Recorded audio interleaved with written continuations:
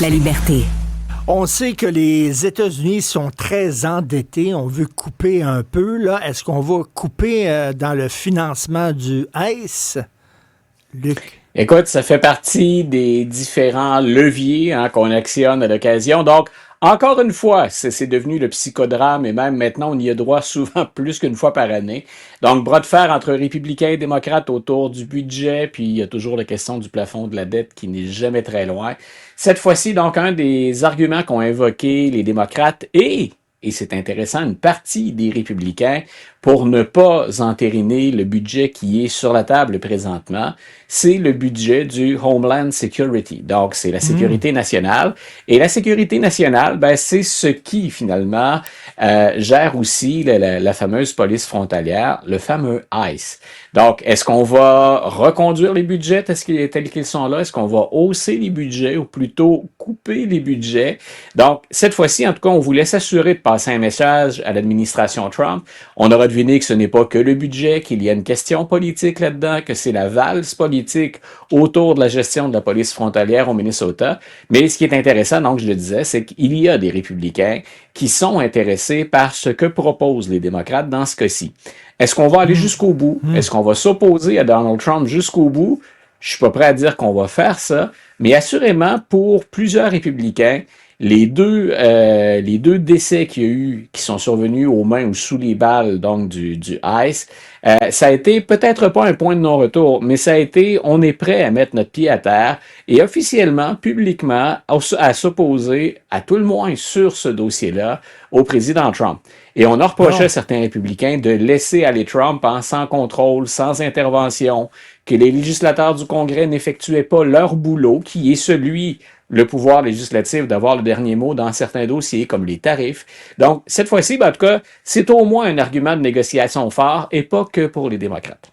Écoute, il y a un texte d'opinion là, que j'ai lu dans la pause tantôt dans le New York Times où on dit Minneapolis, ce sera peut-être le Gettysburg de Donald Trump. Gettysburg, le site d'une bataille importante lors de la guerre civile américaine. Les troupes c'est là où le vent tourne pendant la guerre civile. C'est là où le Nord reprend l'initiative des combats puis la supériorité. Exactement. Donc, ça va être comme le Waterloo, finalement, de Donald Trump, qu'on dit. Écoute, je suis pas prêt à aller là, puis c'est la prudence. Peut-être que c'est l'historien en moi, des fois, qui me rappelle, prononce-toi pas trop vite, on a encore le nez collé sur la vitrine. Il peut se produire plein de choses d'ici aux élections de mi-mandat.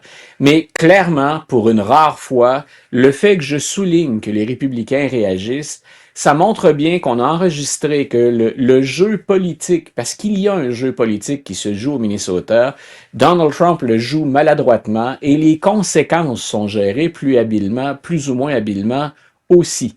Ça pourrait, quand je lis sur l'indignation des gens, et ce n'est pas limité cette fois-là à la partisanerie politique, quand on découpe avec les indépendants, les indécis, certains républicains, des élus républicains, c'est clair que Donald Trump recule dans ce dossier-là. Maintenant, Donald Trump recule comme Donald Trump sait le faire. Il a effectué un changement qui est, à mon avis, intéressant. On peut aimer ou pas la politique de l'administration, mais d'envoyer Tom Homan, qui est le tsar de la frontière, à la place de Kristi Noem, c'est envoyer un des rares secrétaires de l'administration qui est compétent pour la tâche qu'il effectue. Pour les gens qui aiment bien quand on ne joue pas la ligne partisane, Tom Homan a été récompensé, déjà décoré par l'administration de Barack Obama. Donc, il applique maintenant, bien sûr, la vision d'administration Trump. Il sait pourquoi on est allé le chercher, mais c'est quelqu'un qui sait de quoi il parle et c'est quelqu'un qui a l'expérience. Donc, Tom Homan dit, il y aura probablement éventuellement moins d'agents sur le terrain, puis on va changer le rôle des agents sur le terrain et ils vont être moins en interaction ou en contact avec les gens. Ce à quoi Donald Trump a pris la peine d'ajouter, il a insulté le maire du Minnesota de Minneapolis, en disant qu'il ne comprenait rien. Donc, quand je dis il recule à la Donald Trump, c'est qu'il continue ses invectives, il continue ses attaques, mais il risque d'y avoir de véritables changements. En tout cas, on ne devrait pas voir pour les prochains jours, peut-être pour les prochaines semaines, ICE se comporter de la même manière qu'on l'a vu depuis des semaines. Alors, ce serait peut-être, si c'est le Gettysburg, c'est peut-être le Gettysburg au Minnesota. On verra si dans les 10 mois, 11 mois qui nous restent avant l'élection, on ne sera pas tenté de reproduire un scénario similaire. Je ne pense pas qu'on fasse du copier-coller. Je pense qu'on va apprendre de la situation, du faux pas dans lequel on est. Mais c'est clair qu'on veut revenir avec cette fameuse police frontalière. Tu disais que Trump a insulté le maire de Minneapolis. Le maire de Minneapolis a demandé aux autres maires et mairesses des autres villes de se tenir debout devant les agents de ICE. Voilà. C'est intéressant. Non, écoute, il y a une mobilisation. Hier, on parlait du retour des protest songs hier avec la chanson Minneapolis Streets de Bruce Springsteen. Mais Springsteen, c'est un indicateur pour les artistes de la fronde qu'il y a puis de la réaction qu'il y a eu. Il y a personne qui est dupe, finalement, du fossé qu'il y a entre le discours de l'administration au sujet des 2 décès et les images qu'on a tous pu voir, peu importe à quel point on était choqués ou indignés. Donc, ce qu'on passait comme message ne correspondait pas aux images qu'on nous présentait en boucle, qui étaient des images authentiques. Donc, il y a effectivement une réaction qui est très forte, il y a une belle solidarité, et j'hésite encore. Donald Trump s'est relevé de combien de situations dont on disait qu'il ne se relèverait pas. Mais c'est un coup dur, assurément, en tout cas, au plan politique, ce que l'administration Trump a fait au Minnesota. Dans ta boule de cristal, qu'est-ce que tu vois? Parce que ça va être les Jeux olympiques d'hiver bientôt à Milan. Oui. Et comment vont être accueillis les athlètes américains? Est-ce que les gens dans la foule vont mettre la politique de côté ou au contraire, on va huer les athlètes américains? Je ne sais pas. Moi, je ne serais pas étonné qu'il y ait une réaction de déception. À quel point ça va être vigoureux, mais je pense qu'on va être déçus. Je pense, entre autres, les gens habituellement aiment bien quand le sport représente une pause de la politique. Personne n'est dupe. Le sport et la politique, ça a toujours été allié. Qu'on aime ça ou pas, qu'on s'en rappelle ou pas. Il y a déjà eu des boycotts, d'ailleurs, à l'époque de la rivalité entre Soviétiques et Américains.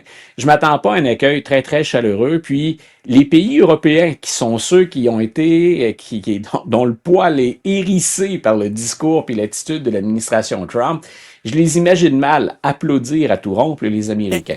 En même temps, parfois, l'esprit olympique fait des miracles. Peut-être qu'on va dire, laissons les athlètes pratiquer leur sport et ne les associons à Donald Trump. Ce qui m'intéresse aussi, tu sais, en 1968, à Mexico, les 2 Noirs là, qui ont brandi leurs mains gantées là, pour protester contre le racisme aux États-Unis, peut-être qu'il va y avoir des athlètes aussi qui vont monter sur le podium et qui vont, d'une façon ou d'une autre, protester contre le gouvernement américain. Ça se peut, ça aussi, là. C'est pas impossible qu'on y aille comme Carlos et Smith. Et Carlos et Smith, en passant, les deux ont subi les contre-coups de ça. Hein. Il y a un athlète australien, d'ailleurs, dont on parle peu, qui était avec eux et qui était dans le coup là, sur le podium. Il savait ce qui allait se dérouler. Donc, petit rappel au passage, ces gens-là ont posé un geste qui est spectaculaire puis qui est presque impossible à ignorer quand on enseigne l'histoire américaine au 20e siècle, mais ils ont subi les contre-coups de ça. Et il faudrait un athlète, imaginons par exemple un Américain, un athlète drôlement culotté, sachant que l'administration Trump n'hésite jamais à parler de vengeance ou à entreprendre des poursuites ou à sanctionner. Écoute, ce serait, entre guillemets, intéressant d'un point de vue théorique de couvrir une manifestation comme celle-là. Merci beaucoup, Luc. On se reparle demain. Salut. Bonne fin de journée.